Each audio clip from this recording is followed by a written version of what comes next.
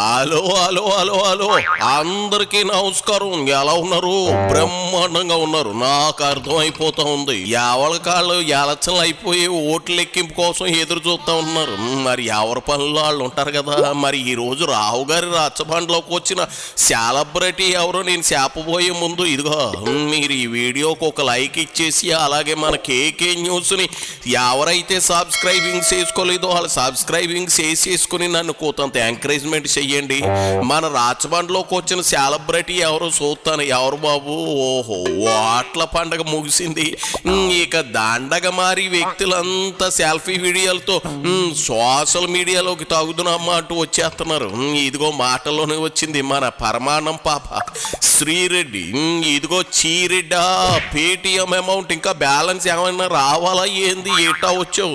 సర్లే నీ బాధ ఏందో చెప్పు చీరెడ్డా. పేరెత్తడానికి కూడా ఇది సాహబిడ్డలాగా పిల్లిలాగా ఏడుస్తుంది ఏంది? కడపలో నా మీద పడి ఏడుస్తుంది ఏంది? పులిబిడ్డ నువ్వు కాదు, మా అన్న పులిబిడ్డ. ఏ తను పార్టీ పెట్టిన వెంటనే సీఎం అయిపోయాడా?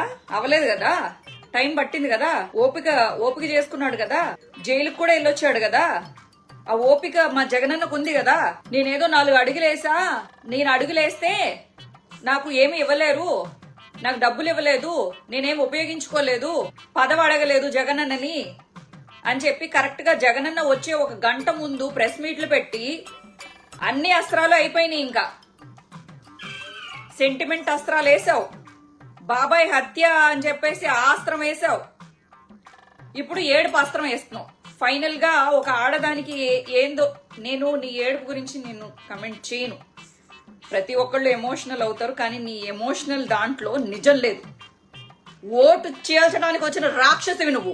ఏంటి మమ్మల్ని పేటిఎం కుక్కలు అంటున్నావు? ఏంటి ₹1 ఇస్తే రూపాయి యాక్టింగ్ చేస్తామా? మరి నువ్వేం చేస్తున్నావు? నీ ఏడుపు అంటే ఏంటి? యాక్టింగ్ కాదు. ఇప్పుడు ఎందుకు ఏడుస్తున్నావు? బాబాయ్ చచ్చిపోయినప్పుడు నువ్వు ఏడవలేదే? చూడమ్మాయి శ్రీరెడ్డ, నీకు గోల్డ్ కు రోల్డ్ గోల్డ్ కు ఆటే తేడా తెలియనట్లు లేదు. ఏందేంది వివేక చనిపోయినప్పుడు షర్మిళ ఏడవలేదా? నువ్వు ఇంటికెళ్ళి చూసొచ్చావా? ఆయన ఏడుపు అనేది ఓ ఎమోషను. ఇలా సెల్లర పడగా అని అలా ఏడ్చేయడానికి శర్మిళ ఏం శ్రీరెడ్డి కాదు కదా. అంచేత నేనేమంటానంటే ఏడుపు ఒక్కటే ప్రేమకు కొలమానం కాదు అంటున్నా. అర్థమైందా? నీది పీత బుర్ర, ఆ హాటే అర్థం కాదని నాకు తెలుసులే. సరే, మరో ఉదాహరణ చెబుతాను నేను. మొన్న మధ్య మీ బ్లూ బాస్కు గోలకరాయి తగిలితే ఆయన ఏడవలేదు సరికదా. వాళ్ళ ఆవిడ మీ లేడీ బాసు అదే భారతీరెడ్డి కూడా ఏడవలేదు. నువ్వు మాత్రం పోలోమంటూ ఏడుపులు అంకించుకుని కింద పైన తడిసేలాగా ఏడ్చేసావు. అలాగని నీది ఒక్కటే ప్రేమ అంటే అట్ట నీది పేటీఎంలో అంచేత ఏడవడం అనే టాపిక్ నువ్వు మాట్లాడకపోవడమే బెటరు.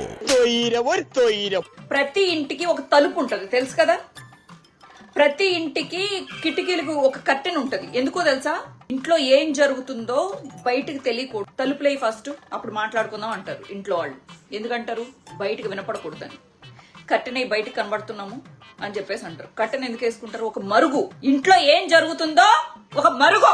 నువ్వేం చేసావు? ఇంట్లో ఉన్న రచ్చలన్నీ తీసుకొచ్చి రాజకీయం రచ్చకి వదిన మీద పడి ఏడుస్తావు, అన్న మీద పడి ఏడుస్తావు, అన్న కూతుళ్ళకు పడి ఏడుస్తావు, అవినాష్ రెడ్డి అని చెప్పేసి ఏడుస్తావు. మొత్తం ఇంట్లో ఉన్న గొడవలని నాకు ఏమి ఇవ్వలేదు అని గుండెలు బాదుకుని ఏడ్చి చచ్చేలా ఉంది. ఇది ఏమి ఇవ్వాలి నీకు? నీ మొగుడు సంపాదించి నీకు ఇవ్వాలి. ఎన్ని రోజులు అన్నయ్యకి పడి ఏడుస్తావు? ఏం చేయాలి అన్నయ్య? ఇప్పుడు వైఎస్ఆర్సీపీ పార్టీ జగన్ అన్నది. అది ఎవరు అవునన్నా కాదన్నా జగనన్న పెట్టుకుని అదేంటి సొంతంగా ఆయన పికప్ చేసుకున్నాడు ఆ పార్టీని. ఎన్ని కష్టాలు పడ్డాడు లేచాడు. ఈ రోజు ఒక పార్టీ పెట్టుకున్నాడు.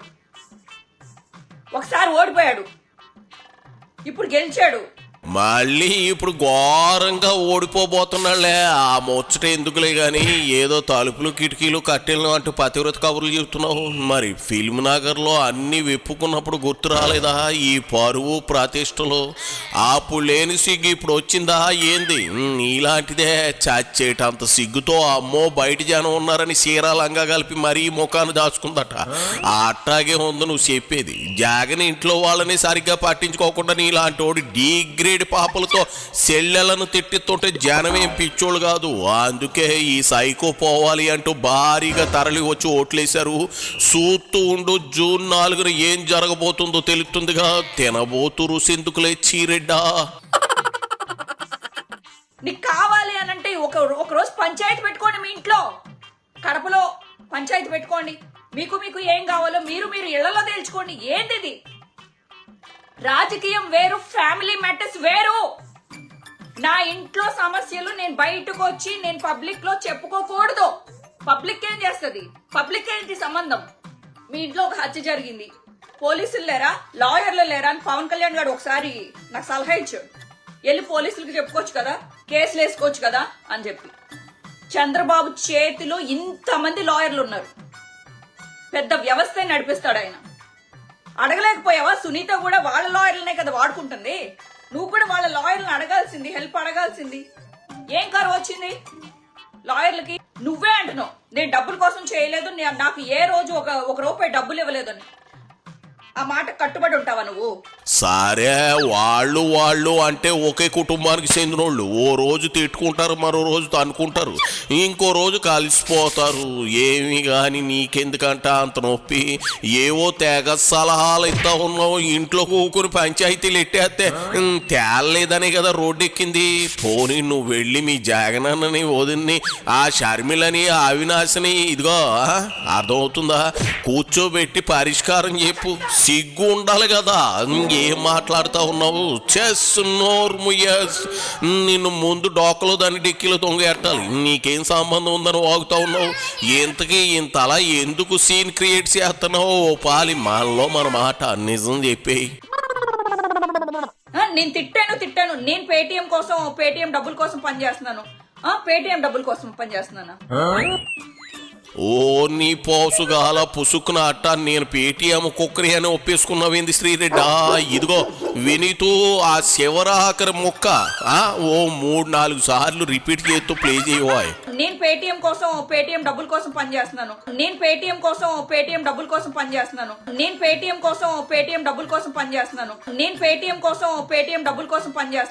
అది ఇప్పుడు కదా యమ సమ్మగా ఉంది. చెవుల్లో అమృతం సుఖల భోజనంత హాయిగా ఉంది. ఇన్నాళ్ళకి ఒప్పేసుకున్నావు అంతే. శివరాఖరిగా చెప్పేది ఏమైనా ఉందా? చెప్పి ఇక నీ పీతల ఎగురు కోడి పచ్చళ్ళ వీడియోలు చేసుకోపో. టిఆర్ఎస్ కవిత మూలంగా కేసీఆర్ ఈ రోజు వరకు బయటకు రావడానికి ఇబ్బంది పడుతున్నాడు. కవిత చేసిన పని వలన టిఆర్ఎస్ పనే అసలు ఆ పార్టీనే ఇబ్బందుల్లో పడిపోయింది.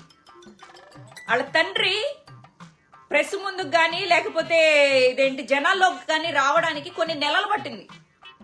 నీలాంటి ఇలాంటి తలతెక్క పనులు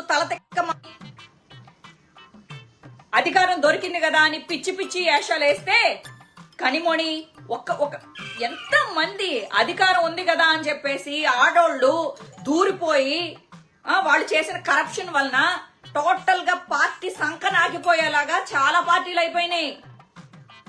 తమిళనాడులో కనిమొని, టిఆర్ఎస్ కవిత, ఇలా చెప్పుకుంటూ పోతే చరిత్రలో బోళ్ళంత మంది ఆడోళ్ల వలన. అందుకే ఆడోళ్ళని రానివ్వాల. ఎందుకు ఇది తెలుగుదేశం పార్టీని కూడా ఆ లక్ష్మీ పార్వతిని అడ్డం పెట్టేసి మొత్తం రామారావు గారిని చెప్పులేసి కొట్టించారు ఒక ఆడదాని వలన. అది సంగతి. షర్మిల వాళ్ళ జగన్ దారుణంగా ఓడిపోతాడని కన్క్లూజన్కి వచ్చావు చూడు. ఇది చాలా శుభదినం, కన్నుల పండుగలా ఉంది. ఓకే, మాకు డబ్బులు ఓకే. అంచేత జగన్ ఓడిపోవడం ఖాయమంటావు. కూటమి గెలుపు తథ్యమని ఇప్పటికే సర్వేలన్నీ చెబుతున్నాయిలే శ్రీరెడ్డి. ఇక చాలే, వెళ్ళి సగం బయట కిందకు లాగి నీ యూట్యూబ్ ఛానల్లో ఆ వంటలక్క అవుతారు విత్తు. చాలే పోవమ్మ, పెద్ద సేపు వచ్చావు పో. అయిపోయి